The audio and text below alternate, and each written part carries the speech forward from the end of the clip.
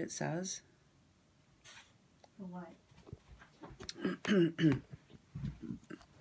What the video's about? Does it say? Oh. Let me go check here. Did you post it? Mm-hmm. Usually you do if you titled it correctly. Oh, crap. Hi, everyone. I hope this is working. I'm checking it out.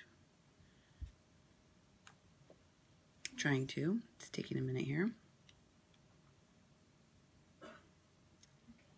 Go to 88.1, Nemo.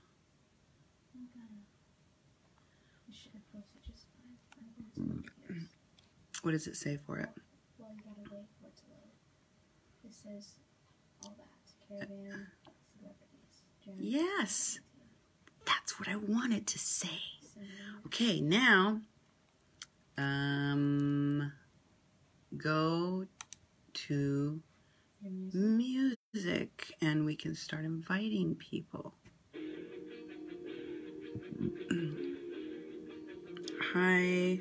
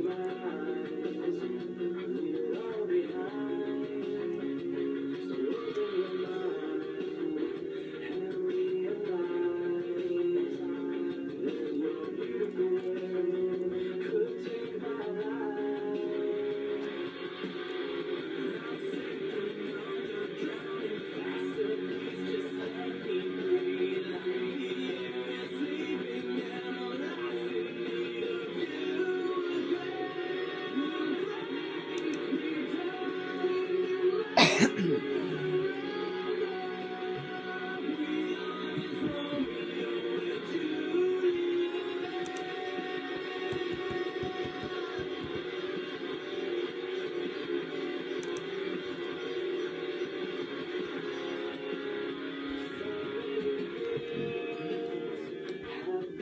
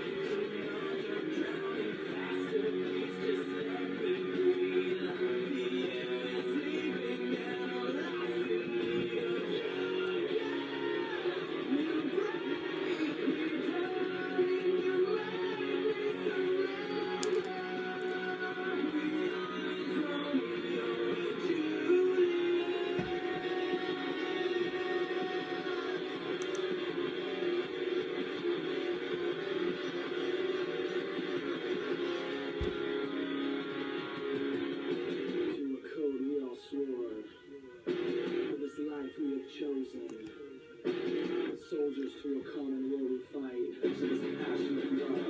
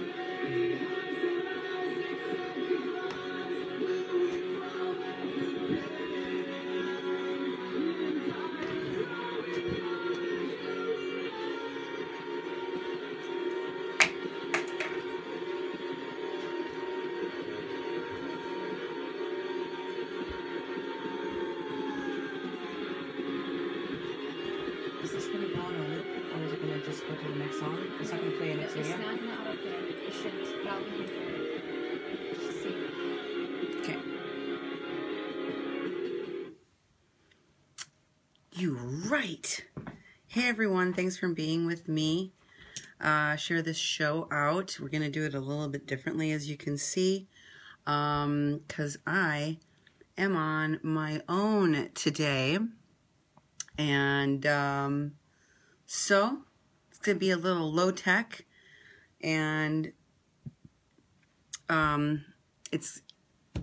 we're going to just see how it goes, okay? Because it could go a little bit slow depending on how my computer wants to be right now. Also, you'll have to bear with me. I had dental work done today, and my face still feels weird. I've waited as long as I could to start the show, and now it is getting too late. So I'm just gonna go with my face be numb still and hope that things work out well. So bear with me, please, as we cover Caravan celebrities tonight on a Mexican Crossing Lines here on 88.1 FM, KPPPLP, Fargo-Moorhead, where we are adding local color to your airwaves. We're also broadcasting here in the Fargo-Moorhead metro area on 88.1. You can go and check out all my past shows, specifically about the Caravan, but also about Standing Rock, by going to kpppfm.com. Follow us on social media on 88.1 FM Fargo-Moorhead, the People's Press Project, and Mexican Online. You can also find me on Twitter at media_PPP. You can follow my fan page at Gomez-Schempp. And I highly recommend that you go and subscribe. Hit the subscribe button on Duke1517 on YouTube, and then also hit the bell so you get a little notification every time we post up a new show, and that way you won't miss a thing. I kind of like that format because I can watch them on YouTube. I can cast them on my TV, and it's a lot more comfortable than watching them off of your phone, right? Although some people, that's the way they do. And today, that's what I'm going to be doing. I'm going to be low tech, doing everything off of my one phone. So hopefully everything goes very well. I wanted to remind you of where our last show ended, where we were talking about all of the different groups that are connected to the Asylum Seekers Caravan Support Network and their admins. And at the end of my Spanish version of that last show, I covered some other posts that I did not do on the English version of my last show, in which I showed some new posts that I had found where the Veterans Respond group that was at Standing Rock is now involved in the Caravan Support Network. Specifically, there was a post on the Asylum Seeker Caravan Support Network group page on Facebook by a guy named Joe Plouff, Plouff, about Veterans Respond and how they're working together with this Caravan Support Network to not sure exactly do what, but I mean, if you will recall at Standing Rock, the veterans were brought out by Michael A. Wood Jr. and Wes Clark Jr. to protect the Native people from police. You all know how that went down and how people got left in a blizzard. How thousands and thousands of veterans were basically left in the lurch. I can't imagine what excuse will be used to insert veterans into this conversation, but here they are. They're already here. And they're being talked about in the Asylum Seekers Caravan Support Network page network of people. And there was another post in there about veterans respond as well. My very last shows where I just told you I missed talking about this veterans group's insertion into the discussion was on the shows titled New Shelter for Caravan, or in Spanish, Nuevo Albergue para Caravana Migrante.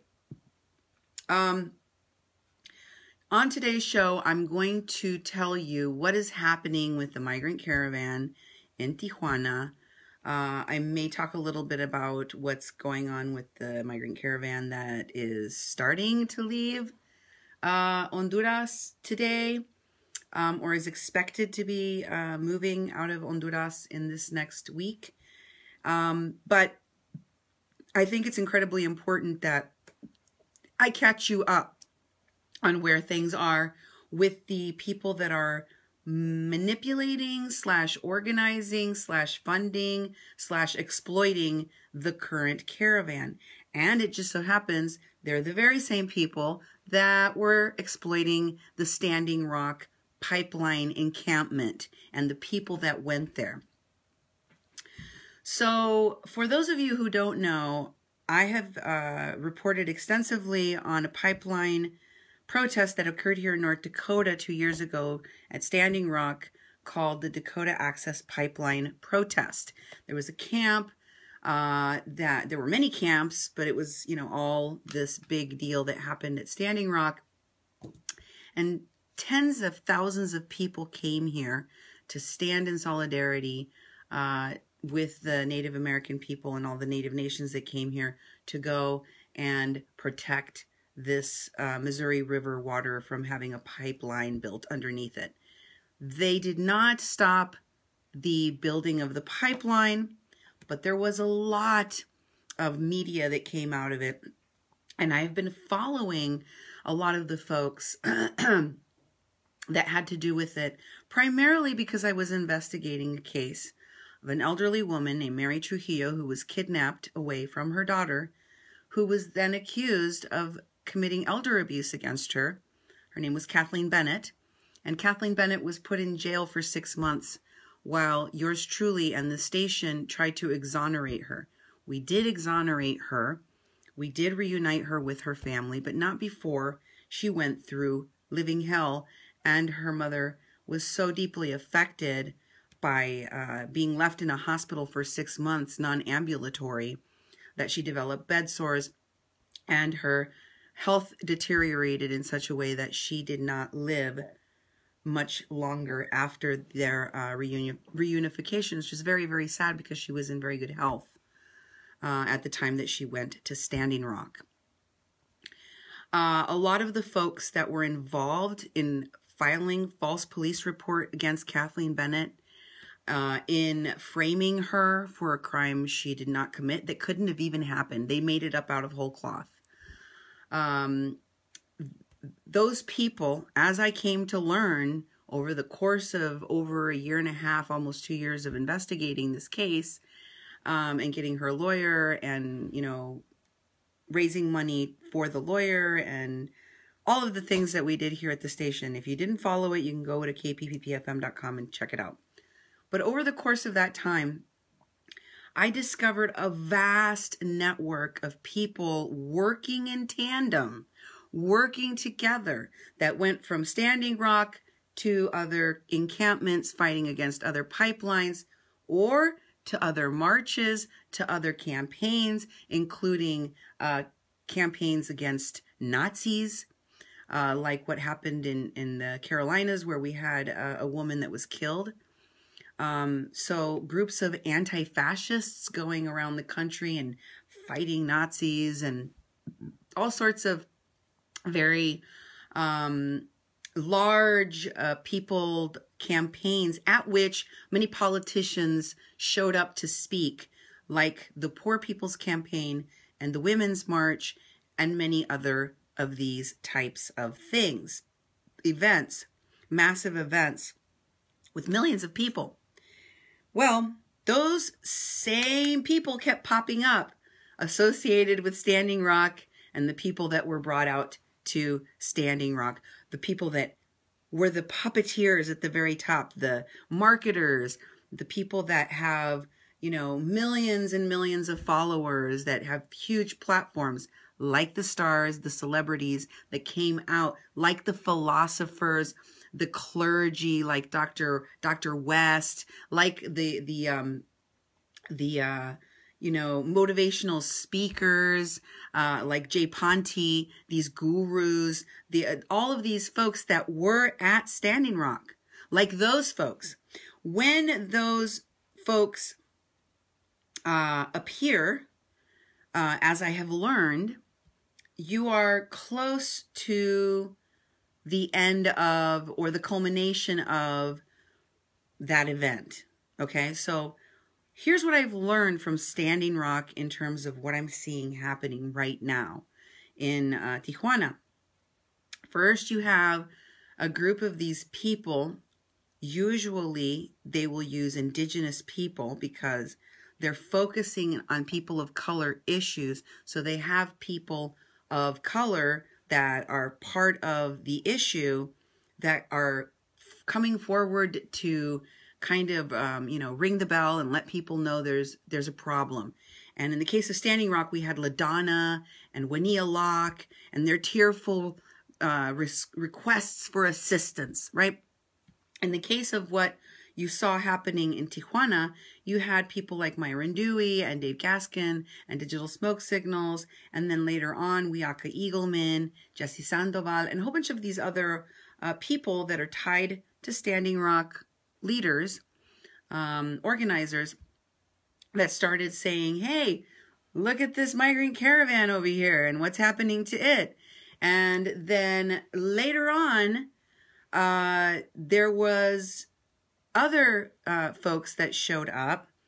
And as I started seeing who was showing up in Tijuana, or who was going to Tijuana, I realized how similar the pattern has been over and over again of bringing in this group of people. Now call in the clergy, and then they show up and they do their bit, and then you have, and as I told you in my last shows, when you have people like Rob Wilson, that photographer that got so famous out at Standing Rock for taking all those really candid photos of people with milk and magnesia running down their face, and people getting pepper sprayed in the water. When folks like that show up, usually there is going to be violent clashes or some kind of standoff with police. There's going to be something to film. That's why they're there. They're not just really,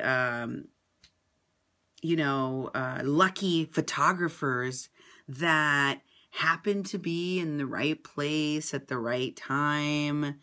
No, they are called to a location when things are going to get ugly. So when I see this pattern that I noticed from Standing Rock repeating itself, I thought, and I started to say, next, you will see celebrities in Tijuana. Next, you're going to see a bunch of celebrities rolling out their requests for support for the migrant caravan.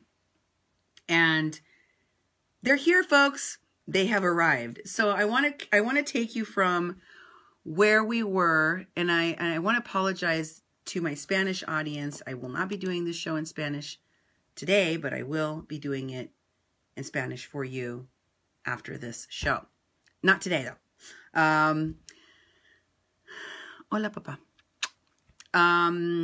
So, para todos los que me escuchan que hablan español, voy a estar haciendo este programa después en español. Lamento que no pueda hacer las dos cosas en el mismo video porque va a ser mucha información y va a ser un poco largo el programa. Pero se los debo y se los prometo. Probablemente mañana mismo lo puedo hacer. I have a whole bunch of shows. Most of my shows I'm on the Caravan I have done in Spanish and in English. So you can go to kpppfm.com and find all of my shows there. And if you don't know where to search, just scroll down the page a little bit, find the search bar and type in Caravan, and all of the shows will pop up for you. And I suggest that you check this out, because there is a lot of misinformation that is going on with this Caravan. So today, here's what I'm going to cover. I'm going to be covering Evan Duke.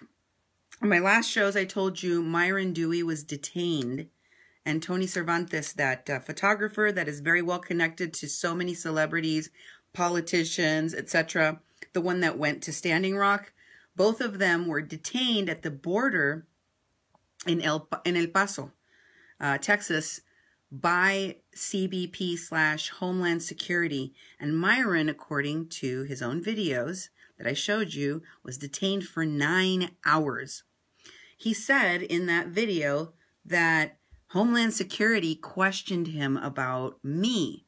I can only assume they questioned him about my reporting. But I was very shocked to hear that within 24 hours of Myron Dewey being detained and questioned by Homeland Security at the border, so was Evan Duke III, Evan K. Duke III, and so was Doug McLean. Both of them, according to their own statements, said that they were detained and questioned by Homeland Security at the border. In addition to that, I'm going to be talking to you about one of these movie stars, one of these Hollywood figures, these celebrities that has now inserted themselves into the migrant caravan human crisis here. And her name is Estefania Rebelon. She is a bilingual actress. I have not seen anything that she is in. I did not recognize her. I am not saying these are huge, you know, A-list stars. But I have shown you that there have been a lot of these B and D list actors and little known actors or younger, newer actors that are being handled by people like Maggie Day, Winnie Wong, Seven McDonald, etc., that have been involved not only in Standing Rock, not only in many of the pipelines and campaigns that we saw afterwards, but in politics, in specifically the group of Justice Democrats being run for office by the Young Turks, TYT, Cenk Uygur, and that crowd, and also by Bernie's people, Bernie Sanders and his people, right? The Bernie Brigade. You'll have to, excuse me, I do have to eat because I will pass out. I have not been able to eat all day. I had to have oral surgery. And as I said to you, I have not been able to talk. My mouth is all numb and stuff. I wasn't able to eat or anything. I'm barely able to feel my face starting to come back, which is why I decided to do the show now. So you'll have to give me a break. I'm still bringing you the news, but I don't want to die. Here we go. I want to start off by showing you. So let me see. How do I flip this camera around? Oh, so here we go. Yes, please fill me up. I'm going to start with Rob Wilson. He published an article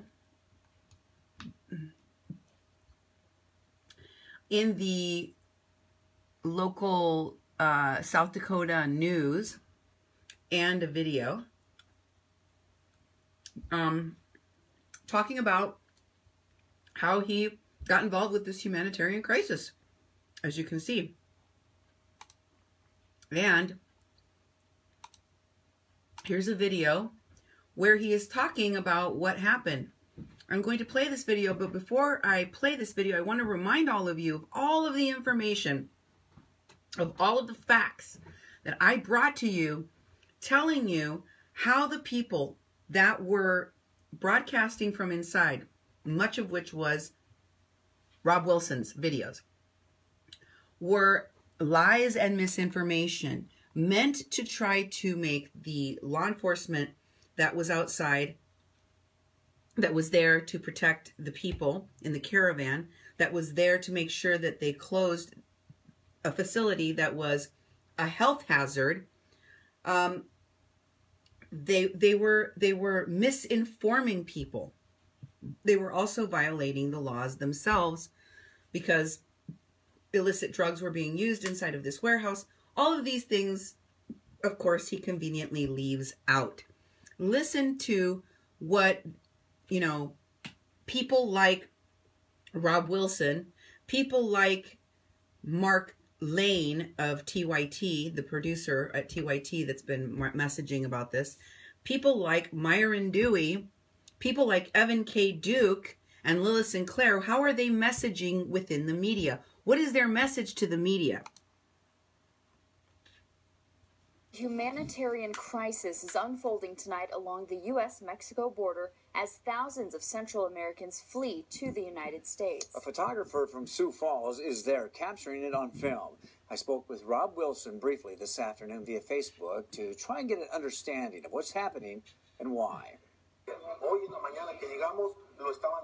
Over 5,000 migrants fleeing violence in Central America are seeking refuge in the border town of Tijuana as they wait to enter the United States legally. So I've been documenting the Central American exodus. I met them south of Mexico City, and then I traveled with them to the U.S. border, and now I'm here in Tijuana. Photographer Rob Wilson has been embedded with the group for 3 months now. He says finding shelter for all the migrants seeking asylum has been a problem. They're only processing a very small number of people every day, so there's thousands of people backing up in these border communities, and there's just no capacity in the shelters for them. They're all over capacity. He says some are trying to cross on their own or seek shelter in dangerous border towns.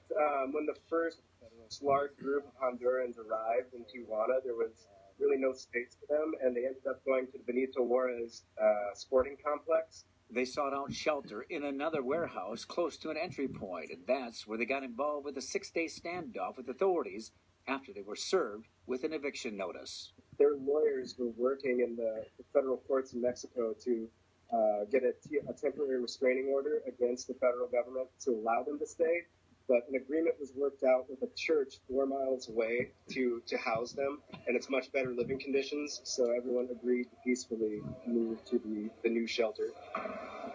Wilson says that the humanitarian crisis could get worse because there is a second caravan of migrants as large, if not larger, than the first one leaving Honduras next week. He says most of the people that he has spoken with say that they'd rather face detention with the possibility of living in the U.S. and go back and face almost certain death. All right, let's talk about the lies in that for a minute. As you know, there was initially 10,000 people in this caravan. Only around 7,000 arrived in Tijuana. And of that number, when they first arrived in this mass, the city was trying to figure out, what do we do? And one of the things that they realized was that they didn't have a one shelter that could house all of them. And obviously all of the other shelters that were available were not big enough for this large group. So they temporarily let them stay in an open ball field with their tents until they could rent a location that was big enough to house all of them, which was El Barretal. And they did so fairly quickly. They weren't at the sports center for very long. Once they were moved to El Barretal, they started putting out misinformation about the conditions of El Barretal, especially these organizers, because they didn't allow them to be inside that shelter that was run by the federal government.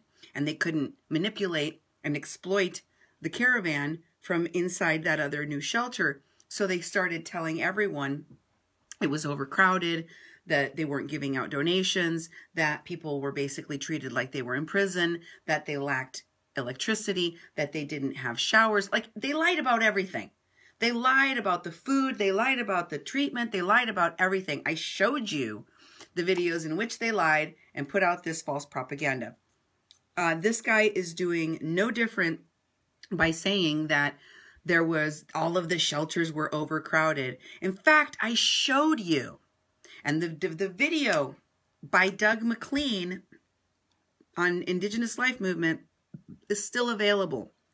If you want to go watch it for yourself and see the interview with the priest where he speaks at length in Spanish and in English to the press and tells them repeatedly that the entire time that they were at this Viento y Marea warehouse shelter, where Rob Wilson says they were in a standoff with police because they were going to be forced to be separated and all of the other shelters were full and all of this nonsense. The priest that he talks about that they made a deal with gives interviews with the press telling everyone that the entire time they were in that warehouse, they could have gone to his church shelter. That they had told him, many of them had expressed to him, they wanted to go. But they weren't going to go because they needed to stay and do this legal battle because their lawyers told them to. Because their lawyers told them to, right? So, this is a lie. It's a manipulation, and Rob Wilson is part of it. But there are other people that are messaging about these people, like Rob Wilson, that are elevating the voices of people like Myron Dewey, Evan Duke, Tony Cervantes. For example, Joy Braun. Joy Braun posted about, let's see, move this around so that you can, well, maybe, how about this? What? Can you see that better now? So you can see here that the person that posted this is Joy Braun. Maybe you can see it. Now I've made it too big. It's obnoxious. I wanted to be able to move it down. Still not able to see you. See, these are the kinks that we have to work out. Y'all can see that though, can't you? Okay, I'm just gonna do it like that. So, she's promoting Tony Cervantes and Myron Dewey.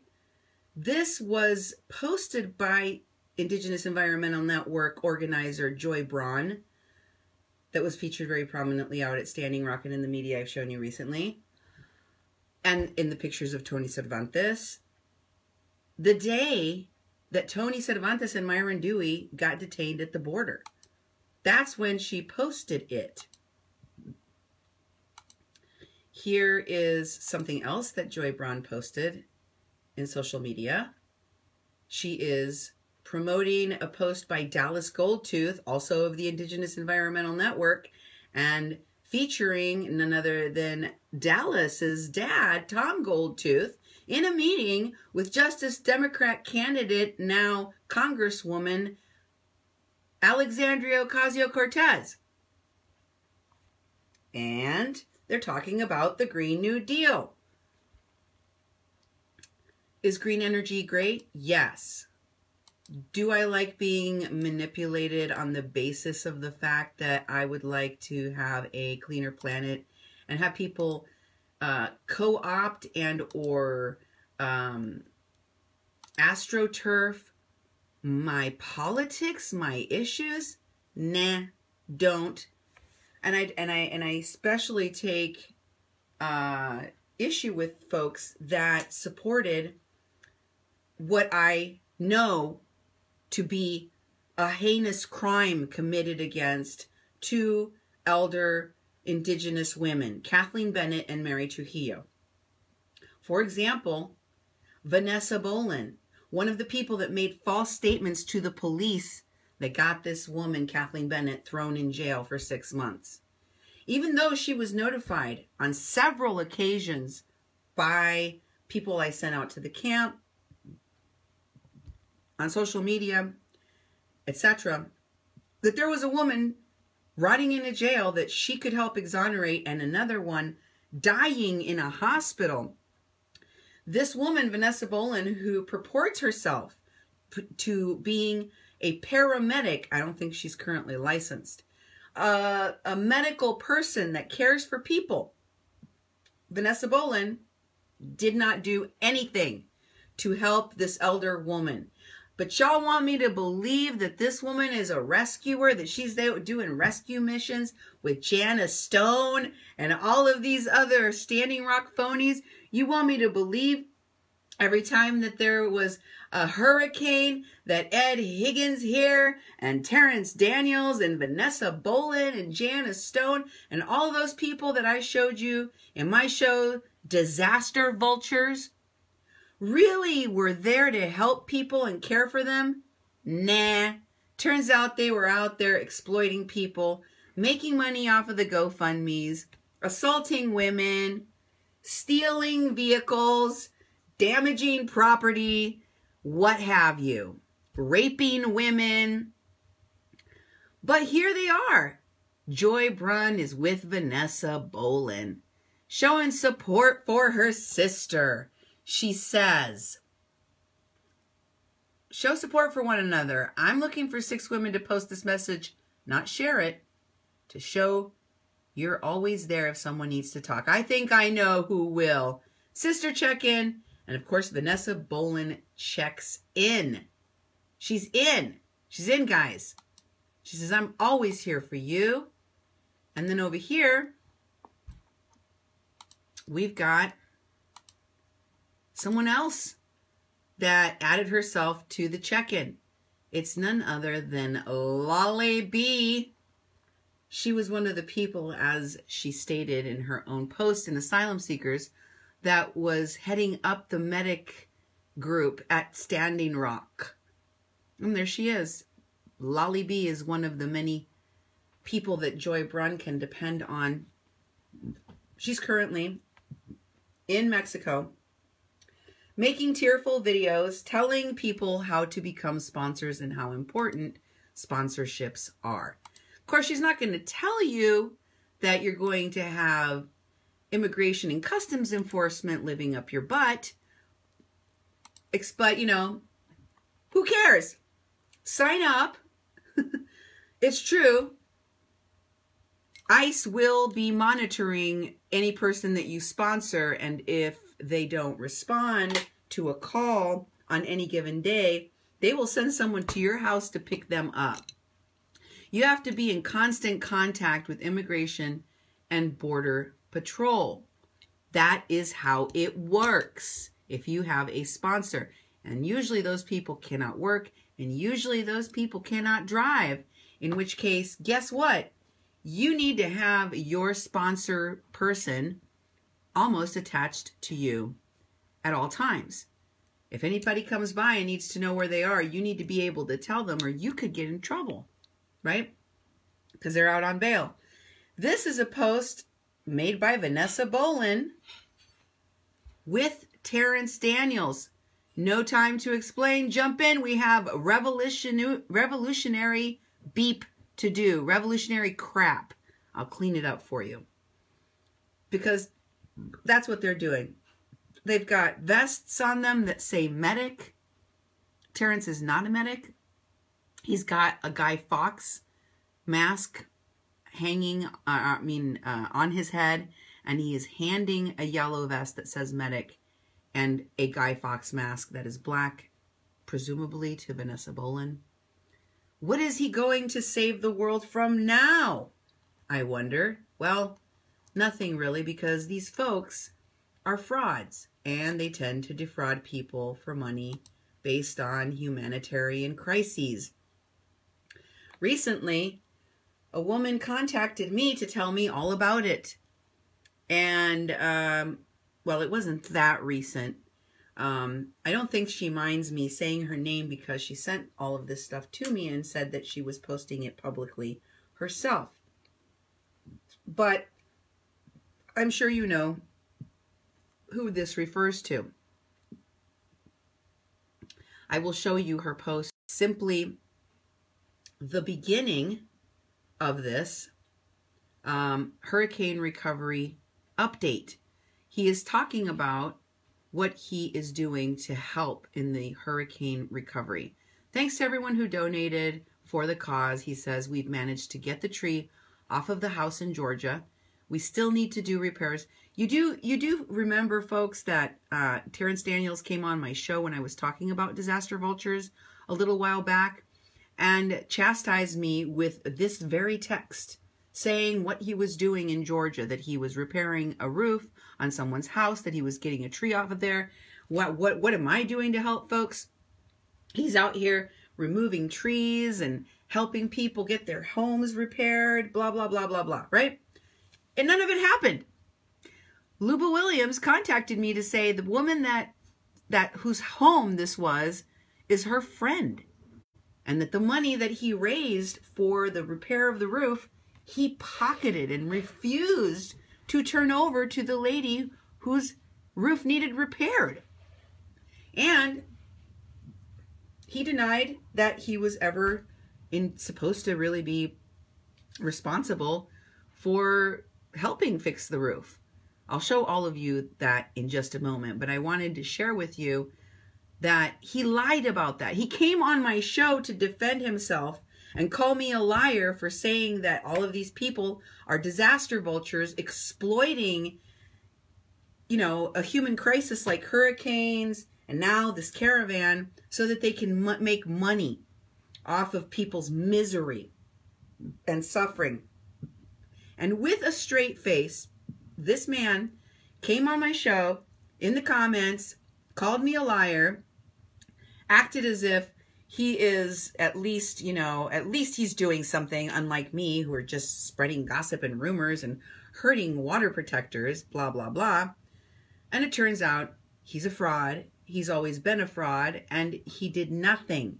And this is the post she put up. Luba contacted me. I apologize, and as I did in my live stream on my fan page or on my public page, whatever you want to call it, I did a live stream while I was sick these last days, talking to y'all about how I choose the stories I'm doing and thanking you for your patience and support. And I want to just reiterate that, you know, I do believe that she contacted me about this months ago, and I'm only getting to it now. That's how things happen. It's too many things for one person to cover, and I have to try to make the news, because it's new information, with what is the most relevant. Right now, it's relevant to talk about Terrence Daniels again, because all of these phonies are coming up out of the ground. They're crawling out from under their rocks to exploit people to make money again. And just so you know who they are, I'm going to make sure I bring them up today. So this is from her post, Luba Williams's post about Terrence Daniels defrauding this woman he was supposed to be helping. Next, I will show you others of those. Oops. Wait a minute.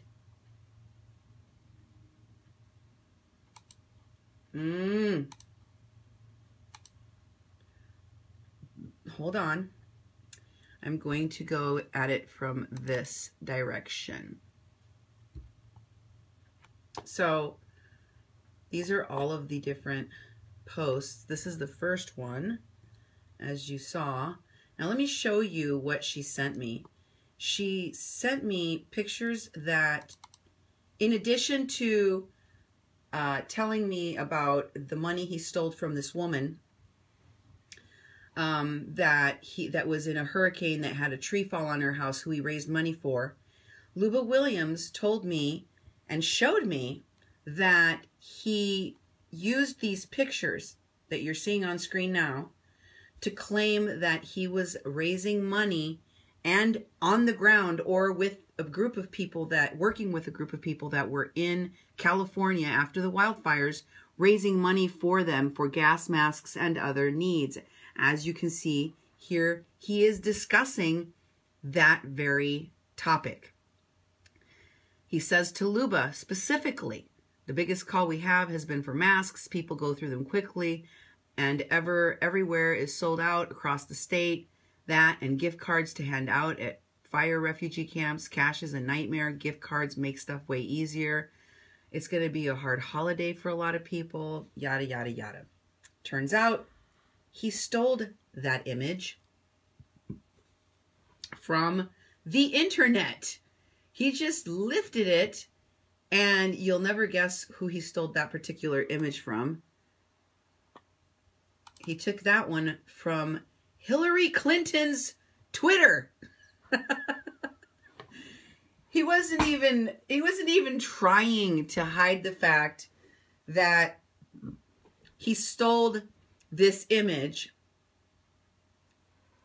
He, according to Luba Williams, was probably never anywhere near the wildfires.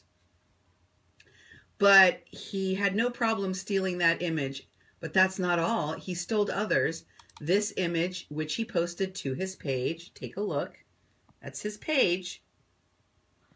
That image is from a news story on this station. So he stole that too, all to raise funds. He also took this image. Again, this is from his page.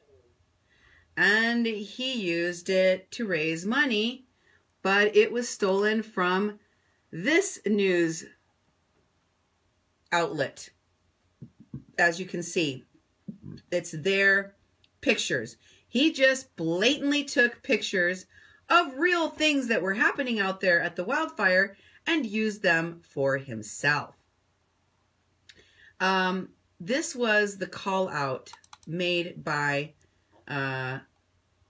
Luba on her page. I am not going to take time to read this entire thing because it is way long, but I did want to focus, at least for a moment, on the fact that one of these disaster vultures was called out, finally called out by Luba Williams on her page in this public post as being a con artist. She not only exposes the stuff I showed you about how he was raising money with fake pictures that he stole from other media outlets and Secretary Clinton, former Secretary Hillary Clinton, former candidate for the presidency Hillary Clinton. But in addition to that, she goes into the details of how he defrauded Luba's friend and basically just blew her off. So Luba says that Terrence offered to help a family who had been displaced due to a hurricane. He offered to do this. They then collected over $1,000 for that family. And he even posted that his people got the tree off of her roof. I just showed you that post. According to Luba, he didn't. He did not remove the tree. And she shows an attachment. The tree was removed by community members and had nothing to do with him. She asked him for the funds. He gave her $100. He stole a woman's roof money. She bought some food with it. Then he stopped responding to her. I had no idea. A month passed. She's a very humble person. She reached out to me. Luba, he's not answering my messages. He's ignoring me. How do I get the funds he raised for me? He must have thought he was in the clear. I messaged him and asked if he sent the money. He said no and gave a real twisted response as to why. He said he was banned on Facebook. He had to sort things out with the GoFundMe, but he wasn't banned from Facebook. He was posting his videos and gave me money. I'm so wonderful to the people every single day. And he was also private messaging others. I think he thought if he sent some of the funds, nobody would say anything. I told him he better immediately transfer the funds, including the $1,000 donation he had received. He then claimed that donation wasn't for her, the woman with the busted roof, but it was. Eventually, I just sat quiet and waited. He sent her some funds, but not the entirety. He said the rest was for the fire masks for California. So, folks, you see what he did there? Remember when the other Standing Rock fraudster that was trying to raise money off of a lie, saying that he'd been shot in the chest twice? Remember when that guy raised thousands of dollars and got caught? What did they say afterwards? What did Lolly B say? What did John Gonzalez say? What did all of these people, Mitra, say? What was it that they were saying? Oh, they were going to roll. They weren't going to give the money back. No. They're going to use it for something else that's good. And if you believe that, then you believe that Terrence Daniels used that money he stole from that lady to go buy masks for the people after the wildfires. That's how this con goes, you see.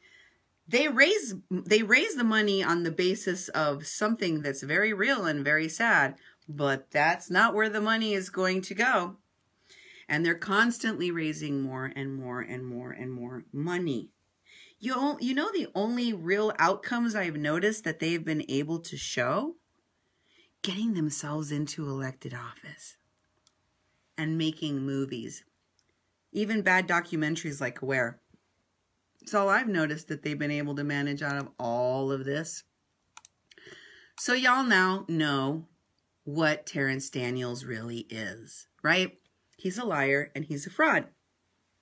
And I've been watching very carefully, what are people posting? What are people talking about? Because yes, it matters. It's relevant right now to pay attention to where all of these former Standing Rock people are pointing. And this happens to be another one of the things they're pointing to. This is posted by Natiani Means, one of the people that was in the Awake movie. But it was also posted, interestingly, by Linda Sarsour. Here she's posting about it, and she says, proud to join the Indigenous Peoples Movement on Friday in Washington, D.C. Our movements are incomplete without the struggle, resilience, and history of our Indigenous family.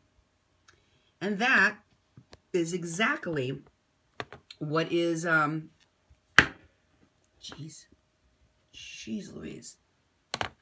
Let's see, does this help? No, that makes things worse. Okay, bear with me. I am trying to give you a better viewing experience. That's about as good as it's going to get. Okay.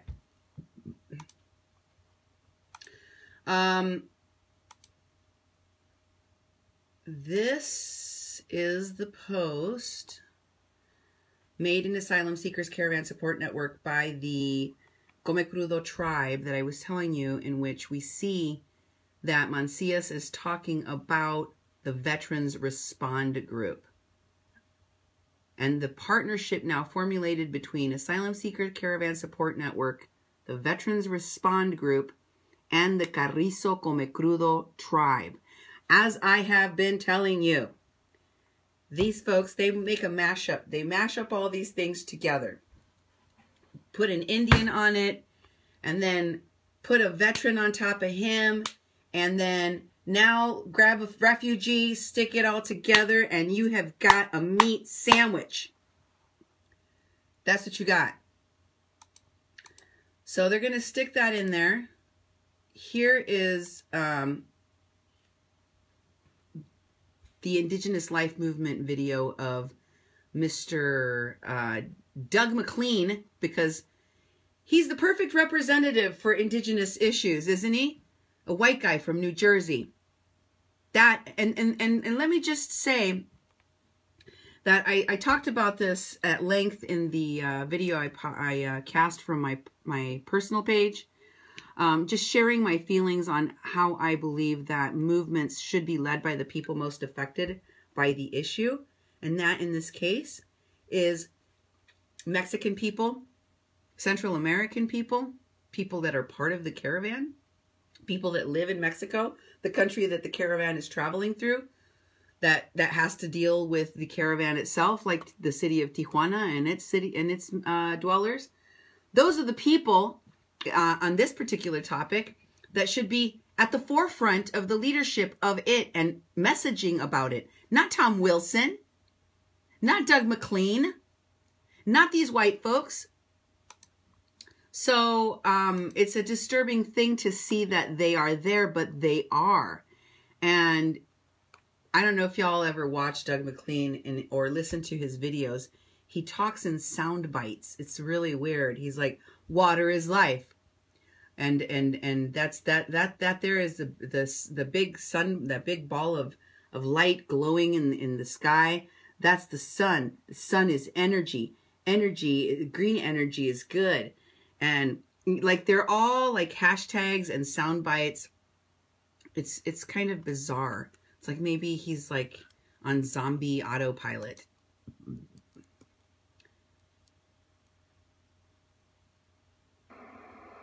Here he is at the wall. Coffee and check it. Remember those from Standing Rock, 24 hours a day? Well, they're pretty much here 24 hours a day, patrolling this border, monitoring everything. They gotta This is reality. This is not Fox News. Conflate Standing Rock with the wall. Again. Humpty Dumpty had a great fall, and all the king's horses and all the king's men couldn't put Humpty Trumpty back together again. Let's make it so. May he get impeached. May he go to prison with him and his whole family. But enough of that. Let's build bridges. Remember our humanity. Mitakuasi, we're all related. Yeah, it's a shame that this goes down as a pot. Look, there's another helicopter. They just love flying around. He rambles on and on about stuff like that. He's saying about needing more funding, but just check out the size of this. This is all man-made, preventing rock falls. That's what the cliff looks like on the other side without this kind of stabilization. See it over there? It's all crumbly. Here he's going to talk about rolling into the street here, kind of getting arrested. It's held up. It's the hope. Humanity's the hope. Find it in yourself. Share it. Pray. Talk to Great Spirit. Find out how you should be engaging most meaningfully about bringing about a better world that we all know is possible. That's what we're all about here. Witnessing, amplifying, raising awareness, educating.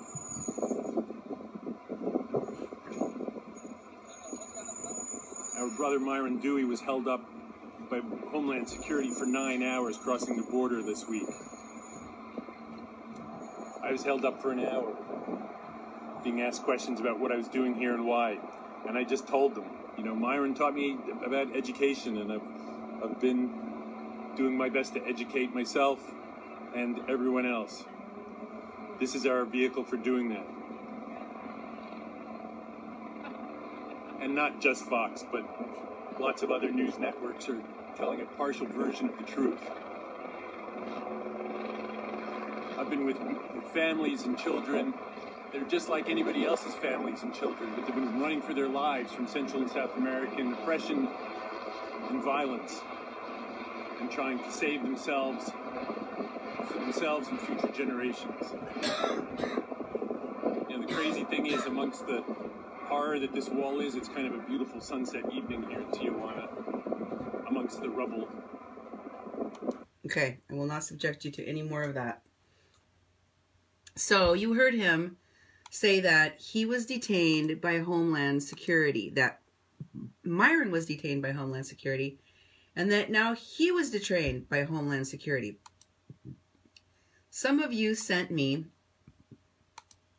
this post in the Standing Rock Protectors Pipeline protest page, which I will show you was started by Jim Grey Wolf Petruzzi and Doug McLean, where, incidentally, they posted this show by Jim Petruzzi, which they call a radio show, where Doug McLean is speaking out on behalf of what's happening to the Caravan.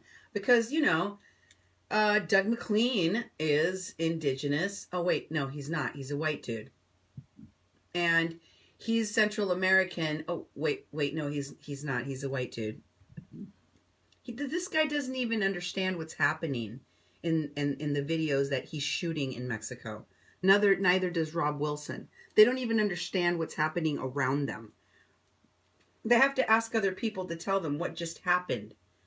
And those are the people that are speaking on behalf of the Caravan. God help us all. And here is the another page that was started by them. And I'll show you who Jim Petruzzi is in a minute here. But this is another page that was started. And they have lots and lots and lots of followers, which of course they then use to post about these other things. As you saw in that pipeline protector blah blah blah page, they were posting about the Caravan. And in this one, for the water, there is a recent live video of who? John Gonzalez. The guy that was promoting peace and forgiveness after he helped Marcus Mitchell defraud people of thousands of dollars online for fake gunshot wounds. That's just how these folks roll.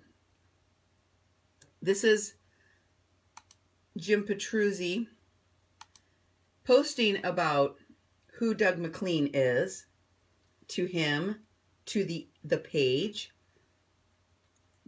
You'll note he says here that somebody requested that he repost this Shailene Woodley video and post from Standing Rock. And our admin, that's the administrator for the page, Doug McLean, reading the statement of founder Jim Grey Wolf Petruzzi from our group, Standing Rock Protectors Pipeline Protest. So, two white dudes that like to talk as if they're adopted Indians. They're better than the rest of the people in America. So, this is very problematic. I've shown you again and again and again. Most of these white-led groups and organizations, they have very problematic white people who think that they are Indians themselves and are speaking on behalf of Indians or pretend Indianing, which is problematic when you're talking about representation, okay? You shouldn't have the only people who are allowed to talk about people of color issues, indigenous people issues, and in this case, Mexican and Central American issues by white folks, by Americans, by people that don't know anything about it, aren't affected by it. And yet, that is what has happened again and again and again and again. And I've pointed it out to you because these people have no shame. They don't care that they're taking a valuable platform, that people of color, that women, that, you know, people that are directly affected by these issues are the main stakeholders in, and that they should be given a chance to speak on their own behalf, but they don't care. They want to be in the limelight, and they want to take, if that means they have to pretend Indian, then that's what they're going to have to do. And this guy says right here that Jim Petruzzi is Romani Italian, Gypsy, Shepherd, and he claims Western Lenape Nation. I doubt that. Lakota, Mayan adopted. No, that's not a thing. And then he says he has many shamanic training. Many. So he is trained up in the shamanic. I'm going to show you some others of his photos so you can get an idea. I did this with Lolly B. I've done this with other people. I want you to get an idea of what we're dealing with here. Here he is.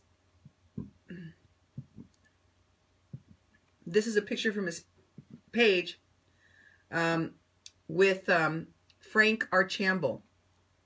He was one of the people that was in the Mike Fassig security team with all those folks that you know, right? And here's another picture on his page of Frank Archambault. These are all public pictures that he has. Obviously, he thinks this guy is one swell dude. And turns out he also did a ride with Archambault. They stayed connected, you know, even after Standing Rock. They were like, must have this guy around because he's super cool. They said, first we will open with Frank Archambault, one of the Freedom Riders, as we follow and report on this freedom ride, journey for freedom, peace, and change. In the virtual realm? Okay. Again, these are people that fetishize Indians, which should bother you, right? What doesn't bother these folks, as I have shown you repeatedly, is people who commit fraud and who commit crimes, such as rape. I showed you Red Wolf Pope was invited by Arvel Looking Horse and also was hanging out with Wes Clark with the witnesses in the Kathleen Bennett case. This is the sex offender registry. As you can see, that's Frank Archambault. He should be and is supposed to be a registered sex offender for this crime here. Because in 2005, he was convicted in federal court for sexual contact with a minor, a 14-year-old girl.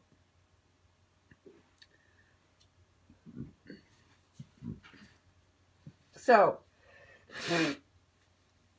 this was the person they put into head of security. I heard from more than one woman about abusive, about predatory men that came out of Standing Rock. There's a lot of women out there that are hurting. There's a lot of women out there that are upset because, and look at his status is non-compliant. He is not checking in. He's not doing what he's supposed to do. So, think about that. These folks basically have carte blanche to do what they want. Here's some pictures I want you to take a look at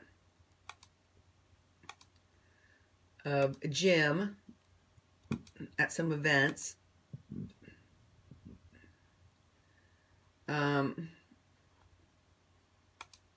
Here's Jim and his wife. It's gonna take a minute to get clear here. It says, Friends Near Media PA, Sue and I are delivering a sound healing program at my mother's senior living community next Wednesday. It's a shamanic relaxation soft program, since the shamanic is not so much for this group, but still, it's very powerful stuff. Come on down. Kind of stuff she likes to do. Over here, you can see they're at some kind of outdoor event. And you'll notice there are no actual native looking people at this thing.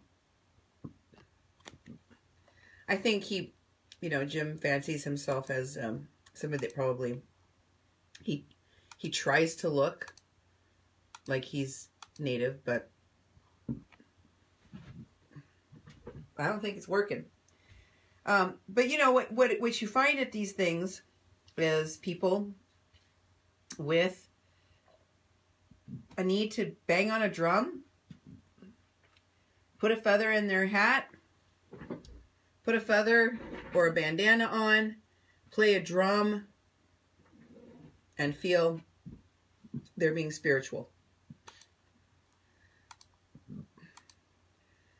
Here's something else I found very interesting on Jim Petruzzi's page.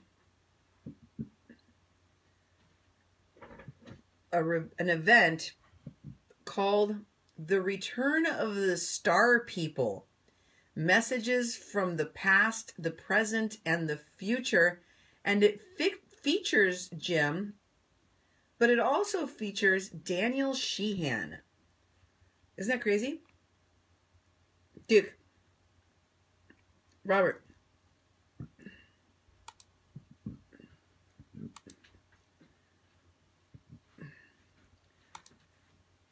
I need you to talk to my audience for a second.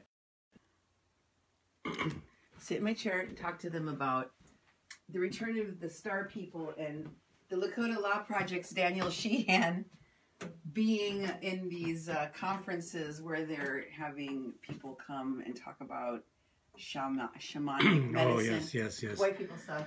Oh, yeah, there's plenty of white people who have this lack of spirituality, and they tend to appropriate indigenous cultures and cultures around the world to create some sort of way to be in connection with their own spirituality. And a lot of these people are no exception to that. A lot of these characters, a lot of finding your place as an ally. I think people have lost the meaning of what it means to be an ally. As a white ally to people of color, you don't go appropriate their symbols and their culture. You can share their culture, you can understand their culture, but what a lot of people do, and especially in movements like this, they seem to really try to find their place in the movement by actually appropriating those pieces of the movement, and actually those pieces of the people culture, so they feel like at equal. And it comes from our supremacy as white people, that it's really hard for us to have a back seat to any people that are oppressed. It's been a problem in social justice movements for a long time. And this movement, when it comes to indigenous peoples movements, is no exception. In fact, it's gotten worse. One thing I see is with the Standing Rock protest camp, there was a lot of room for white people to be white allies, but what ended up happening is that a lot of white people became activists through being part of Standing Rock. That they would come to Standing Rock and they would be close to indigenous people, and suddenly they would think they're indigenous, or they would start claiming their own being indigenous, and they would basically start taking over and trying to have their own self-importance. So the individuals,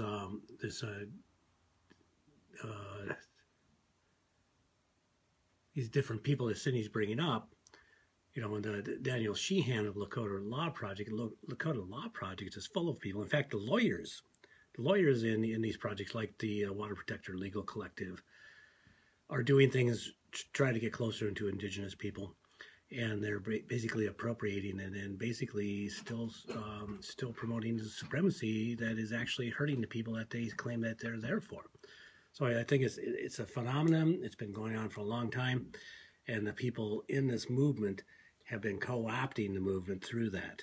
And then they try to justify themselves as being closer to Indigenous people by becoming a shaman, you know, becoming, you know, whatever they want to call it. And they go to some seminar someplace and they get some certificate, and then they think they are close to being Indigenous and they're close to being spiritual when they haven't even looked at their own history, at their own lineage, at their own life, and what makes them who they are. They want to just grab somebody else's and implant it in themselves. Honey, you married a Mexican. Do you feel like you're transracialing at any time? No, not at all. Please don't I'm not do Mexican. that. I have Gomez-Schempp is my name.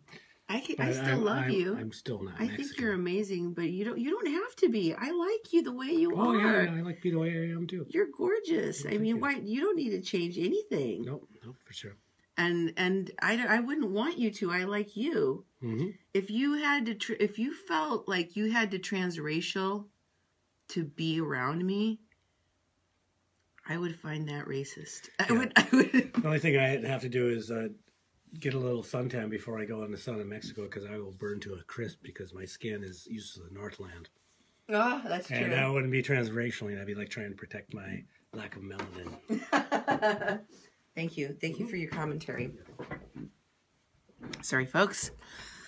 I'm having some technical difficulties. That's what my guy is for. Here is the next part.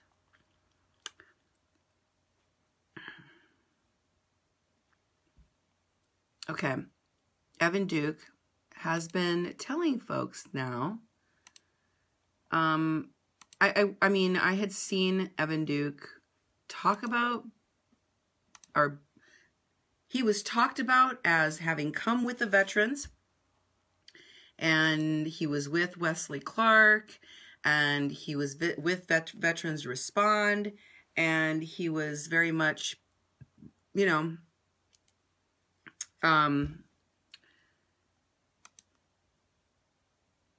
okay, here we go. I'm going to flip this.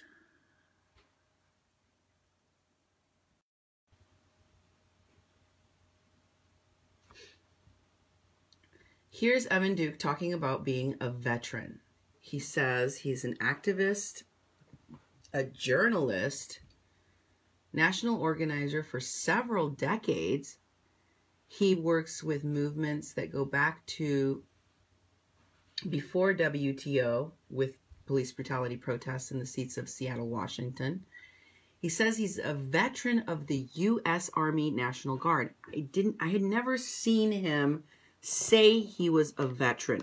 I heard other people say that he came with the veterans and that people assumed that he was a veteran because he stood next to people that are veterans, like the new presidential candidate Tulsi Gabbard.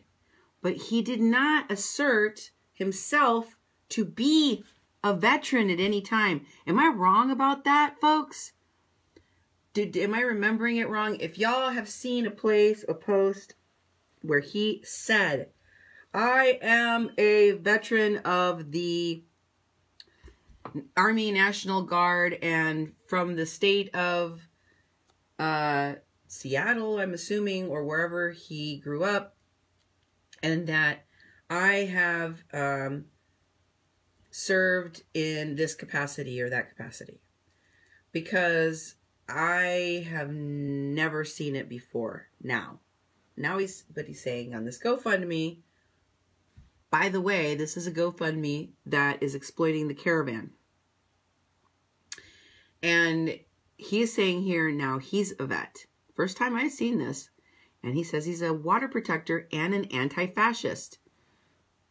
He's coming out and saying that now very clearly. He's a builder of roads and bridges. I doubt that. He says he's been in the Tijuana border since November 21st, organizing aid, relief to asylum seekers, blah, blah, blah, blah, blah, right?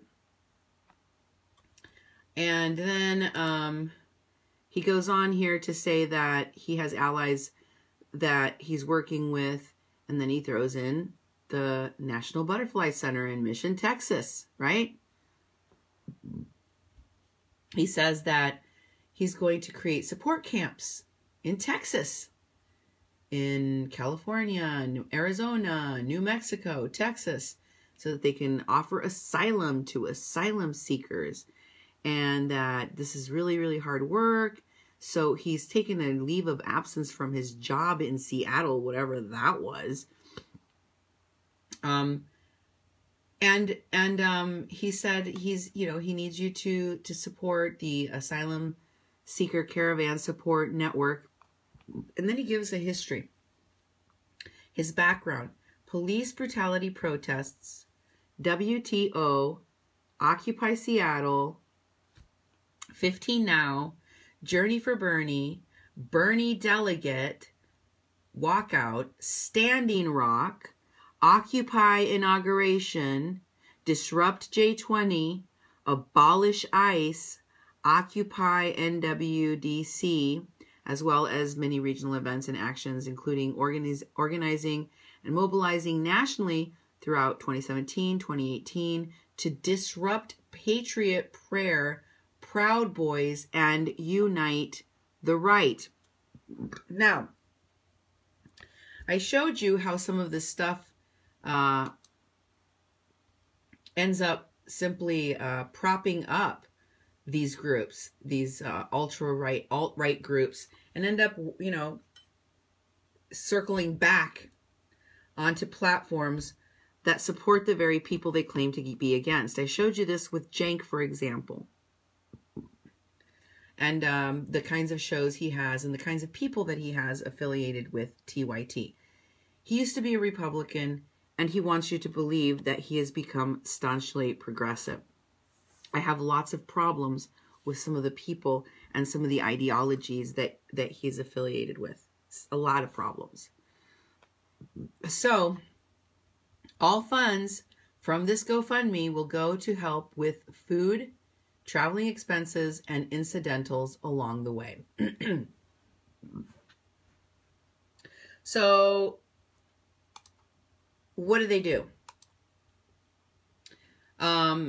This is a group, Evan is a person that was associated with the Veterans Respond group, which was originally the Veterans Stand for Standing Rock. And all of these groups, including the Veterans Service Corps, which it later became known as, were still run by Sadef Buyaktaman and this is a picture of her dad, Kaya Alep Buyaktaman, both of whom met for a barbecue with Wesley Clark Sr., General Wesley Clark, who was head of NATO for a while. That Wesley Clark, lest you forget. These people run a Turkish propaganda pro-dictator Erdogan media platform called the Turkish Forum. I showed you how it talked about the Kurds. I showed you how it talked about Native Americans. I told you it was anti-Semitic, and I showed you, and I also told you that General Wesley Clark and his son were meeting up with pro-Erdogan types, people connected to Erdogan's son-in-law, Borat, through WikiLeaks. You can find both of those people still connected to those WikiLeaks on Borat's box. And it did that stop General Wesley Clark from meeting with him before his son went out to take the veterans to Standing Rock? No, it did not stop him. It did not stop them on working on pro-Turkish allegiances here in the United States. Do you think now, right now, that it would be significant for us to know why Sedef Buyaktaman and her dad, Kaya Alep, were meeting with General Wesley Clark, who was then head of NATO for a while? As we are learning that our president had a phone call with Recep Erdogan, after which he pulled our troops out of Syria, I think it would be a relevant question to ask at this point, right? Because the veterans are still involved. And believe me, so will Sedef be. I'm just calling out their names before they arrive on scene. I'm waiting for them. So this is the post made by Evan Duke. And in it, he says, he's with Brendan Tucker at the border in Tijuana, and he says, hashtag ACAB, hashtag winning. Have you ever experienced a full squad of Border Patrol draw down on you with 9mm and AR-15s? And guess who responds? Here's Errol Medicine, Wiyaka Eagleman, some of the people that are down there. Guess who else? The guy that said that he was essentially a coyote, that he was bringing people into the country illegally and showing the best points of entry. How did he respond to whether or not he's been drawn down on by Border Patrol? He says, yes. Yep. And notice, who else comments? A woman named Madeline Kelly Merritt. She says, you okay, bro? She's worried about him. Incidentally, I'll show you this later on. Madeline Kelly Merritt is a celebrity. She's an actress. She's an actress, yes. She wants to know if he's okay. She's concerned for him. What in the hell is Evan K. Duke doing talking to a celebrity, right? I showed you Louis Monsiváis is a stunt actor, right? Then he posts another one saying that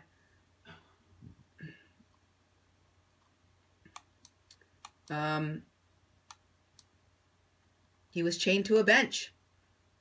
This is Evan Duke's post. Just want you to make sure you can see that's his post.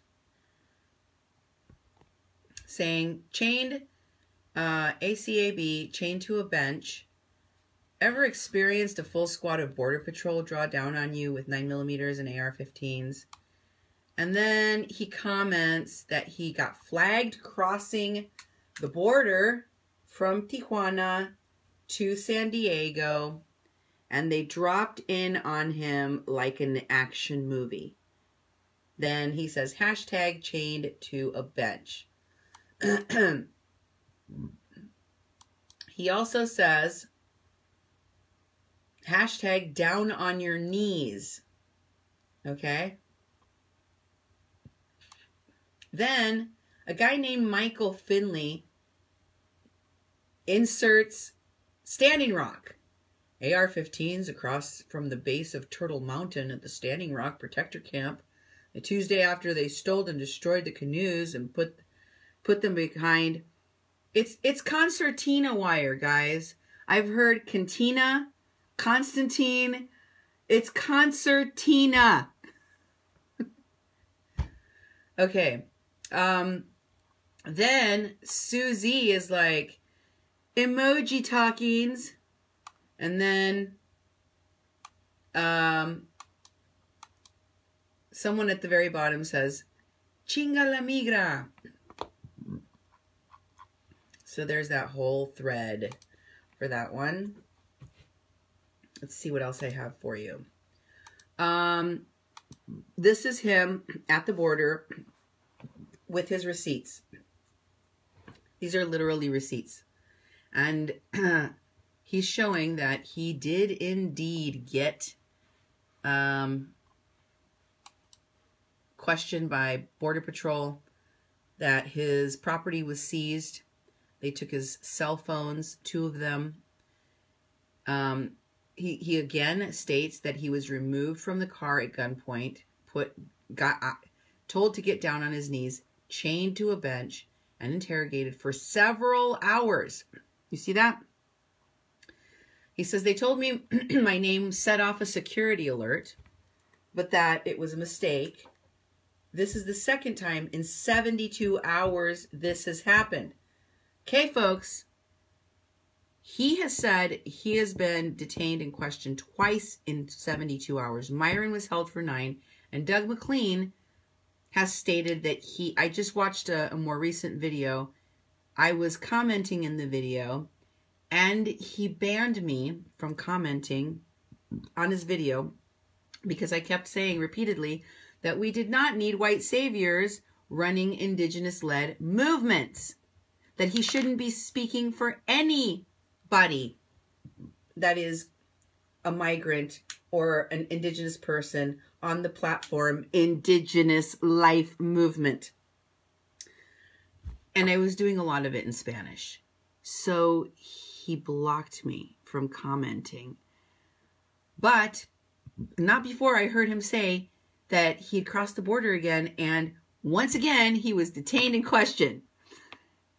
I may be wrong about that, but if you go and listen to his other video, more recent video, you will hear him again say that he was again detained and questioned. So it appears, by my count now, that Myron has been detained once, Evan has been detained twice, and Doug has also been detained twice and questioned.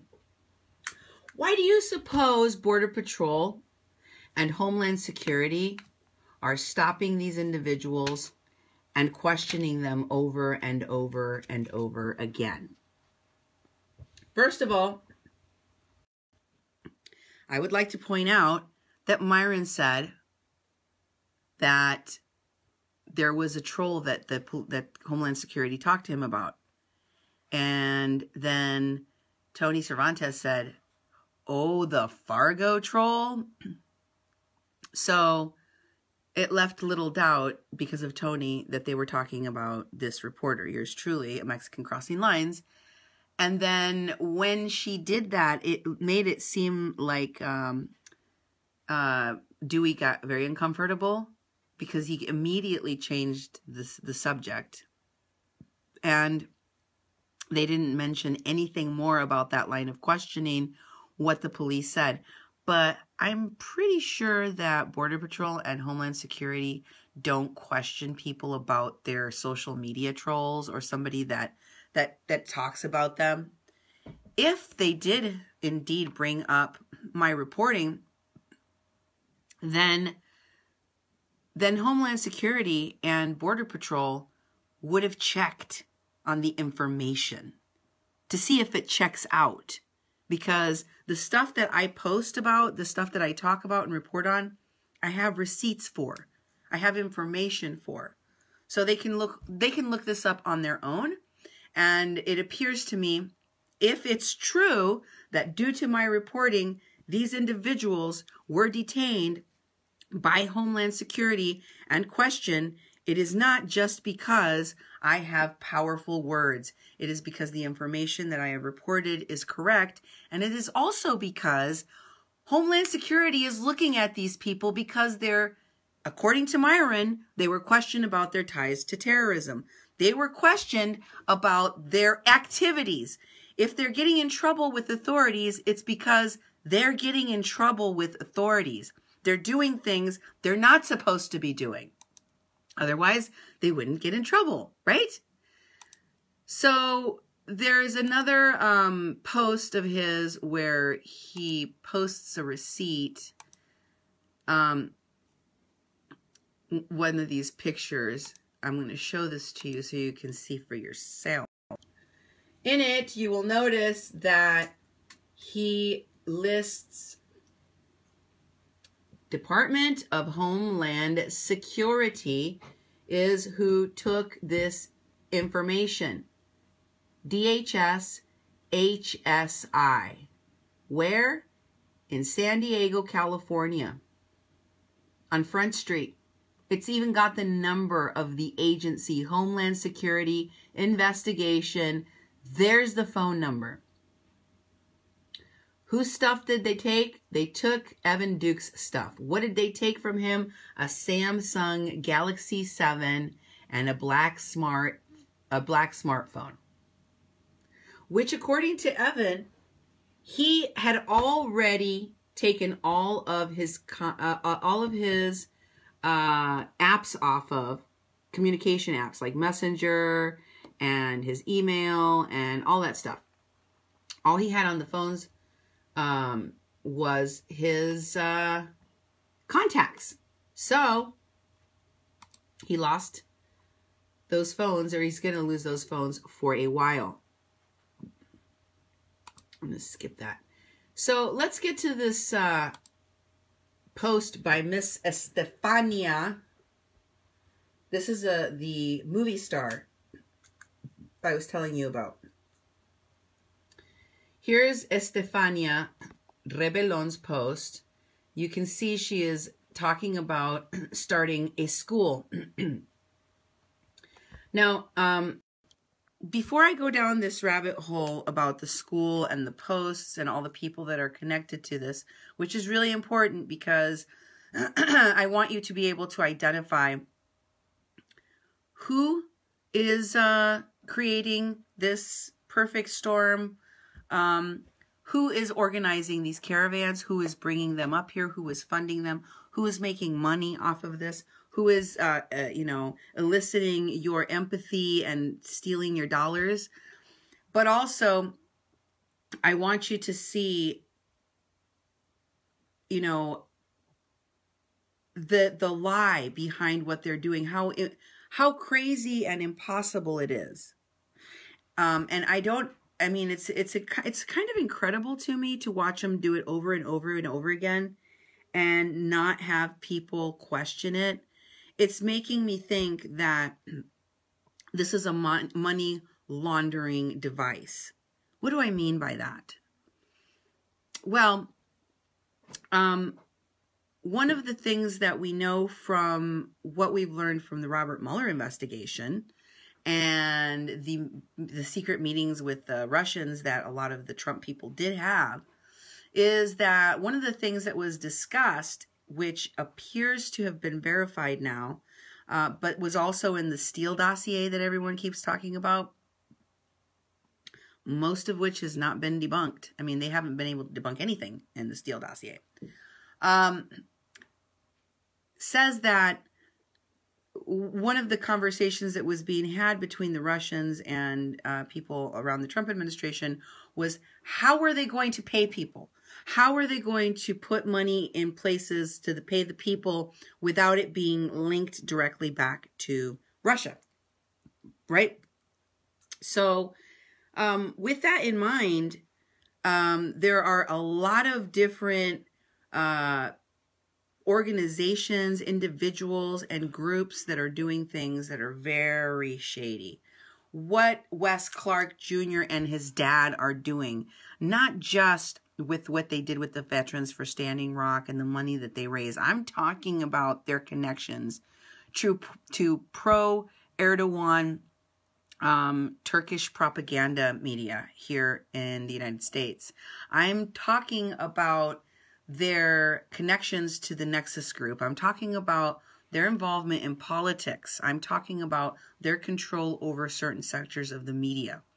And then how do you hide the fact that you're using media platforms like TYT and that you're seeding misinformation into the Intercept through your contacts there, and that you're using the event venues like Netroots Nation or the Poor People's Campaign so that you can get Ocasio-Cortez elected or whatever candidate that you want elected? How do you hide the fact that behind the scenes, while you're funding Jill Stein, you're also undermining some other candidate's campaign, right? Believe me that when it's all said and done and we look past what happened that helped Trump to get elected, we're going to see the bigger picture. And it doesn't just involve what happened with hacking. It doesn't just involve the Facebook tampering with Cambridge Analytica. It doesn't just involve one campaign or one organization like the NRA. It involves a whole universe of people, a huge network of people. And that is exactly what is being employed here. And so I want to tell you, first and foremost, that I want to show you the power that this network has to manipulate your mind, to get your vote, to extract your dollars, to make you mad about something you didn't even know about or care about, and to make you think that really horrible things are happening when they're not, or to make you think that that they're doing really great things that are changing the world and you're part of it when they're not. They're not really doing anything. What's frustrating to me, and the reason I believe that it's a money laundering tool, all of these GoFundMes and these organic campaigns for whatever the latest thing is for the GoFundMe, is because I can't imagine being someone that funded the Oceti Saccoing camp and watched all those donations get destroyed and stolen, and donate to the Mini-Wechoni school and watch the school get destroyed and all of the donations stolen, and then donate to the next camp and watch the same thing happen and no outcome that's positive. The pipeline does always get built right on schedule. And yet these folks raised a bunch of money because they were going to do something to stop something. And somewhere in there, I heard some drumming and I felt like it was revolutionary, but nothing really changed. And somehow there were Bernie candidates, or he commented on it. And there was some people that were really, well-spoken and defended native rights or the planet or something that made me feel good. So you just keep giving and you just keep giving. And the next time you see Terrence Daniels GoFundMe, you put some money in there. And the next time you see this next thing that they're doing, you keep putting money in there. After I showed you story after story after story after story of the evidence of the connections between these people, and not just lies, not just propaganda, the sort that put an innocent Oglala Lakota woman in jail and put her elderly mother in an early grave. No, instead, I showed you that they were capable of raping, not just kidnapping and abusing an elderly woman, which is what they did to her. Not Kathleen Bennett. They did that. Mulaney did that. Bill Runningfisher did that. Vanessa Boland did that. All of the people that helped them did that. Manape did that. All those people. But they were capable of raping like Red Wolf Pope. They're capable of raping like Mike Fassig's son. They're capable of covering up crimes like rape and kidnapping, like Activate Now's Aubrey Peckham did, like Ed Higgins also did, like Mike Fassig also did. They're capable of continuing to commiserate with and support frauds like the kind that took thousands of dollars for fake gunshots on social media. And so as I continue to see that over and over and over and over again, I don't think that that's a coincidence. I don't believe that good people are that stupid that they'll be like, oh, well, it was just another mistake. I got another 1,000 for you. What's the next injury? No. I think that people with money and power are poised to fund these particular people who are at their beck and call and do things in the most ineffective way possible. As I told you, this Caravan thing, the way that they did it was stupid. It was just completely disorganized on purpose. And believe me, it was on purpose. When you hear these activists complain about all those people, they have to wait for months at the border crossing. Yeah, because you took 10,000 of them to the same border crossing, stupid. If they had been in smaller groups and gone to all the different border crossings instead of sitting in one spot for months and months and months, they could have all gotten across in a week. That's why you don't clog the drain. These are the people that clog the drain, and then they stand there and go, there's a big clog in the drain. Well, duh, you're the one that put it there. So let me just say that all of this is a bunch of illusion. It's nonsense. So this is what they're raising money for now. What is it? It is the Yes We Can school, or as Adam Elfers would put it, Si se puede. Si se puede. And they're going to put up a new school. They're raising thousands of dollars. This movie star, this woman is an actress. Look at that. Actor at Screen Actors Guild. The Screen Actors Guild. She's registered actress with the Screen Actors Guild. And she is raising money for a shelter school that will be closed in 2 weeks. Who would be stupid enough to fund or even believe that this woman is really going to raise money for a school at a shelter that is closing, where there are less than 400 people? What percentage of that do you think is children even left? And by the way, the UNICEF that is existent already there has put up a school. Everything that you see in these pictures probably comes from the school made for this UNICEF. UNICEF is the one that put out this school. They're providing, okay, I have questions for you. Think about these things all on your own. Do you think Americans can open a school in a foreign country? The answer is no.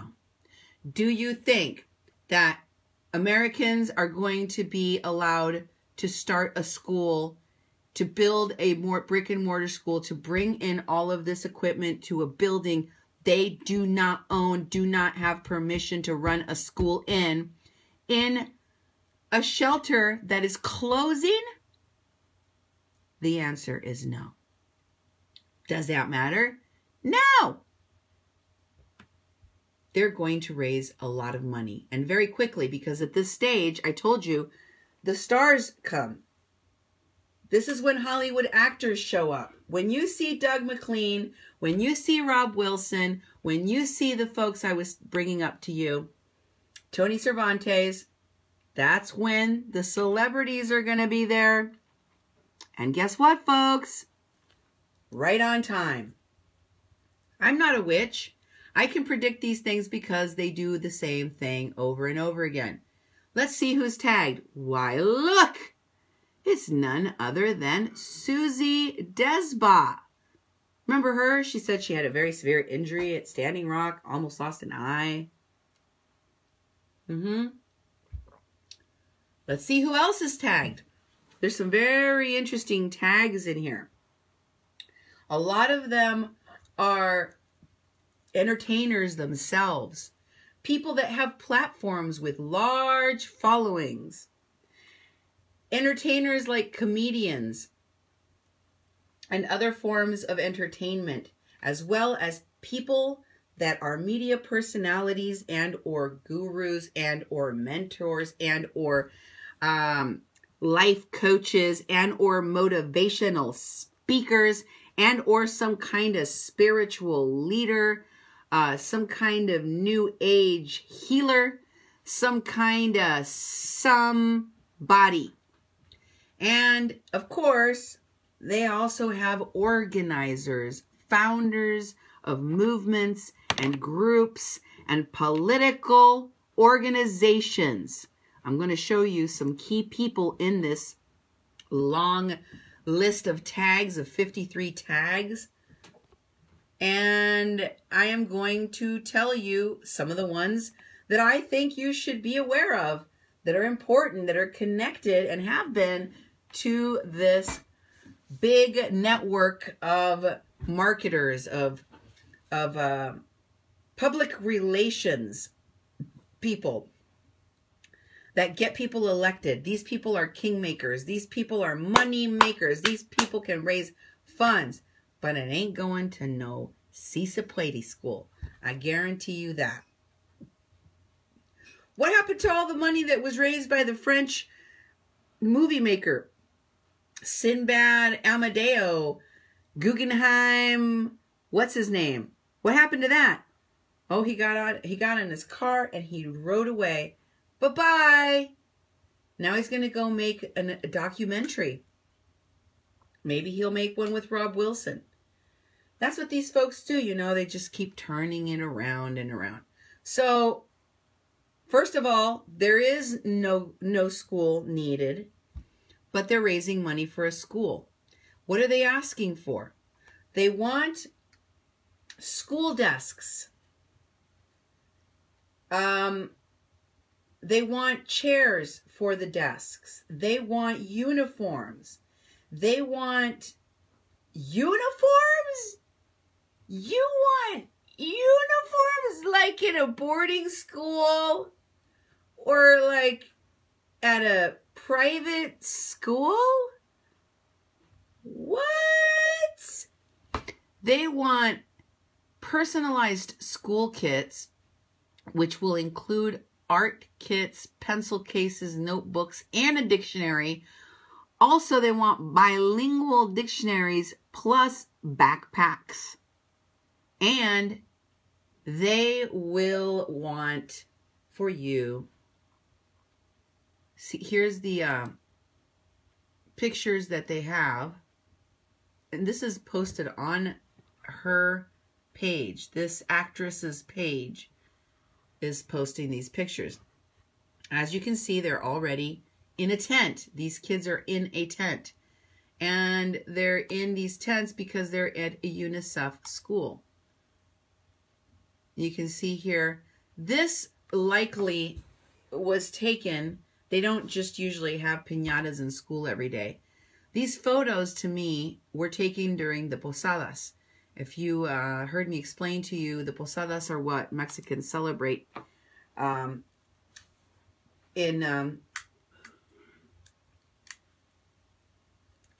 instead of Christmas, instead of Santa Claus.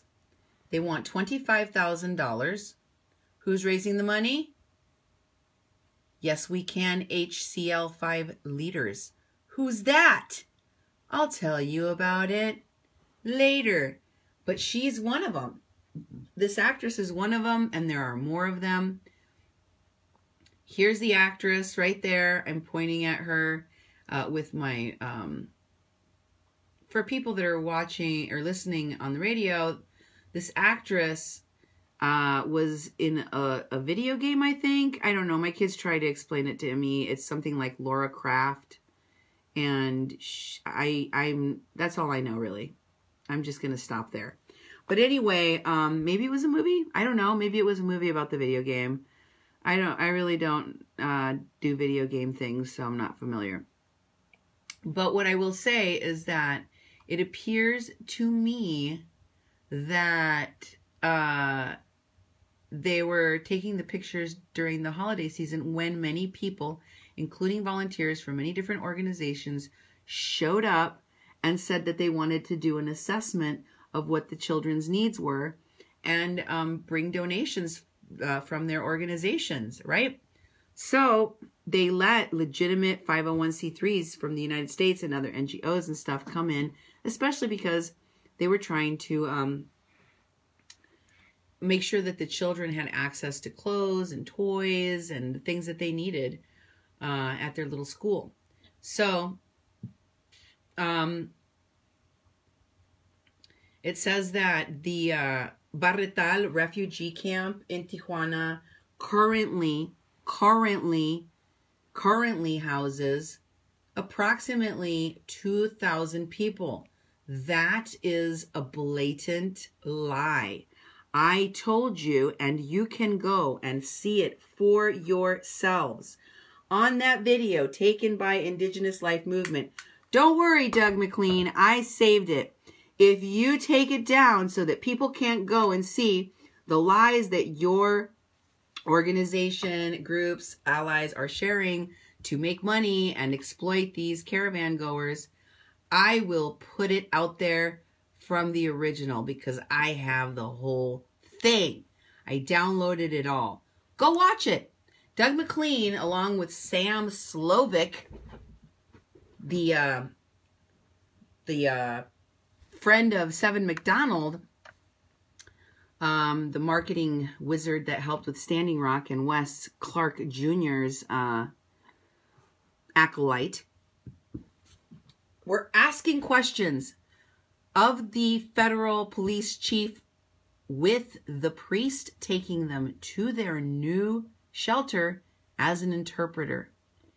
And he also, the priest that is taking them to the new shelter where they're at, the manna of the day bread or whatever it's called, shelter that they moved to, that Bob Wilson was talking about in that interview at the beginning of this show, that guy is translating for the police chief at that time, on the day that they left the shelter and went to the new shelter. The day they left Viento y Marea and moved, according to Sam, or what's his name? The photographer? Wilson. 4 miles from where the other shelter was.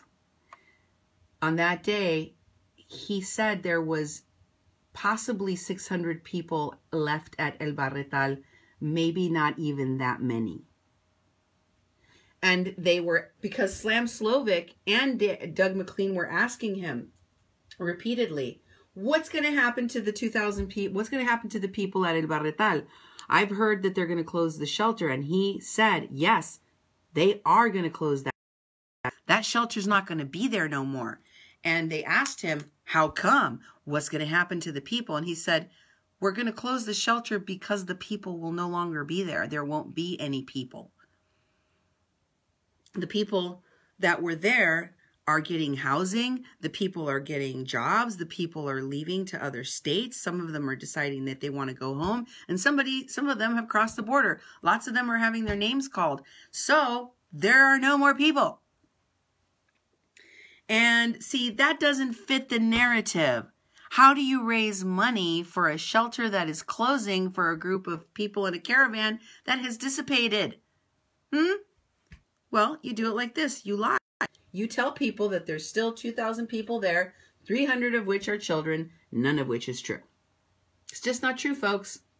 But they want you to raise money. And guess what? People are giving. Look at the recent donations. If you look at here, let's go, who's the highest donors? Let's find out who the highest donors are. Look at this. Look at who one of the top donors on here is. You see that? You see who that is? Frances Fisher, the actress. The same woman that was peddling propaganda for the Standing Rock phonies. Same one. And they have a Yes We Can World website. I don't know what they do there. I don't know what that organization is. Probably some other nonsense. This is their website. Yes, we can. And they're stealing our taglines for Mexican and Latino-led movements. What's on here? Oh, it's just a donate page. Just donate. Just a giant donate button. Look at this site. Seriously, look at this thing. There's nothing. I thought I was waiting for it to load. I was like, okay, waiting. We are organizations that provide aid to communities during times of crisis. We help to create a positive environment through education, health, and planning for the future. And you took the Mexican tagline, "Si se puede," for your front to fund these crises, which you don't really help, which you don't really fund. Hijos de su madre. Se merecen una mentada.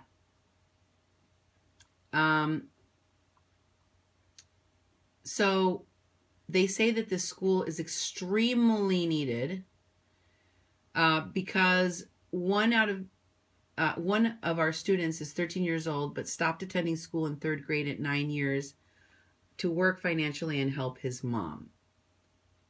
Why is the school needed? The kids at the camp are experiencing displacement and having to escape their homes. Through education, we provide much needed relief from stress. You still haven't explained how you're going to run a school in a place that doesn't exist anymore. Our school goes beyond books. The school in a couple of days has become a safe place for kids. They already had a school. UNICEF has provided... I don't know what to tell you. I don't know how people believe this kind of nonsense. They want large... They claim they're going to buy canopies, flooring. They're going to put flooring down inside of a temporary camp that's being rented? Who believes this? Who is paying for this nonsense? Why would you need a large whiteboard? They're going to buy tables and desks like this, they claim. I predict we will not see any evidence of this. I predict that the UNICEF school is and always was sufficient, and that they're just going to rack up money. And tell me something. Tell me if this doesn't remind you of a picture I showed you. Remember a Santa Claus I showed you with sunglasses and brown skin? Santifa? Remember Santifa? That was hanging out with those Evan Duke? Yeah. I think that's what this is really about. So, let's look at the tags, right? Let's take a look at these tags. I want to go through some of these tags because I wanted to share with you who some of these people are. So first, there is actresses Janine Hogan, Frances Fisher, Fiorella Isabel, and Madeline Kelly Merritt. And you should notice them. Remember the lady that's that was talking about and sharing Sam Slovik's videos about how she was outside. She's a media person that's from California that was outside reporting, and she kept saying they were waiting to be pepper sprayed or maced. She was right outside of the Viento y Maria warehouse shelter where Rob Wilson was reporting from, where all of these lies were being told. That's rye bread right there. And then we have Frances Fisher, right? The actress. Janine Hogan and